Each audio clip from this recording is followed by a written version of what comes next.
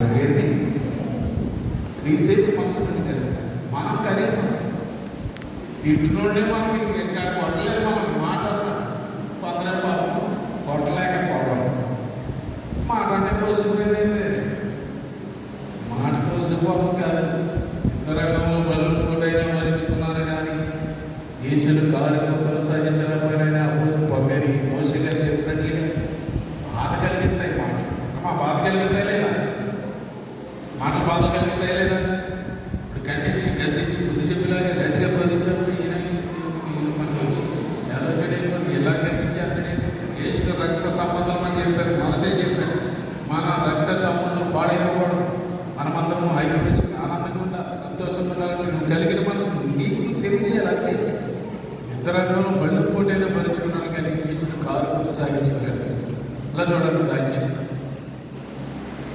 అన్నవాయాలా అది నా లైఫ్లో మర్చిపోను. ఆ మాటలు ఎప్పుడైనా విన్నారా? దేవుడి మాట ఇప్పుడు చెప్పిన మాట ఇంటికి వెళ్ళేదని గుర్తుంటుందా? మరి ఎందుకు ఉండదు? కార్యం ఎలా జరుగుతుంది? ఎప్పుడో నువ్వు అన్నాం లైఫ్లో మర్చిపోతాట.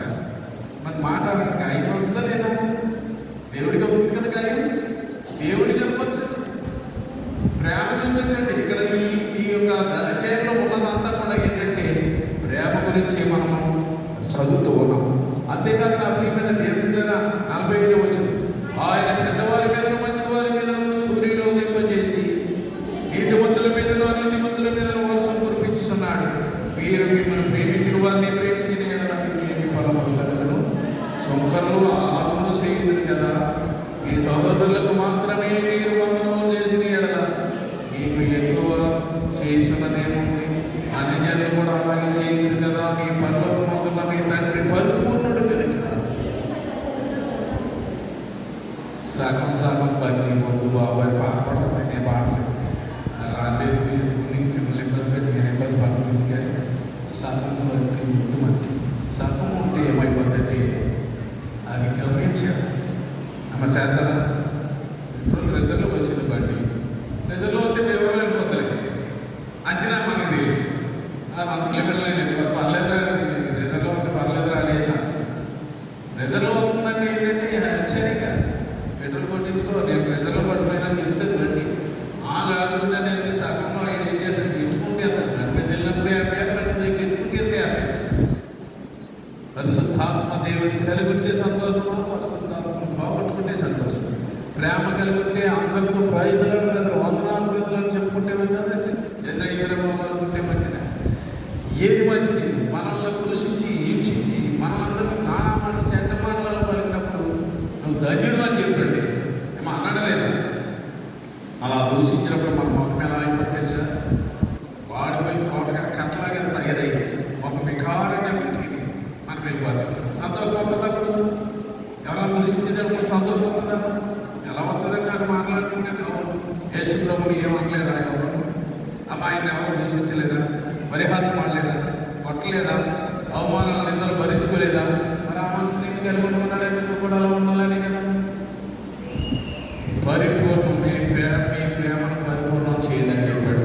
మనము ప్రేమ కలిగి ఉందాం. మన ప్రేమను పరిపూర్ణంగా కాపాడుకుందాం. ఎందుకంటే సగం నీళ్ళతో బిందు నీళ్ళు సగం ఎత్తుకుని ఇంటికి ట్రై చేయండి.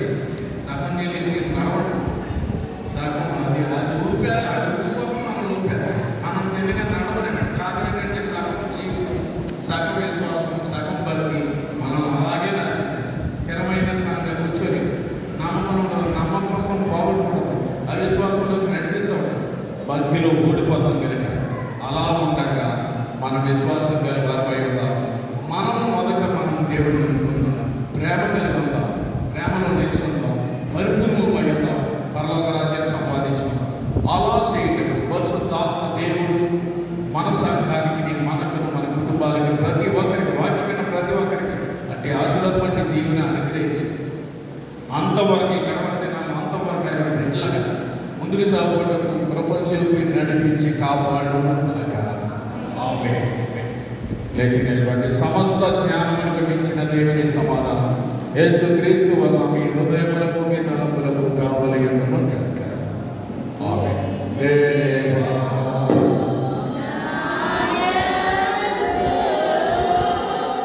శుద్ధ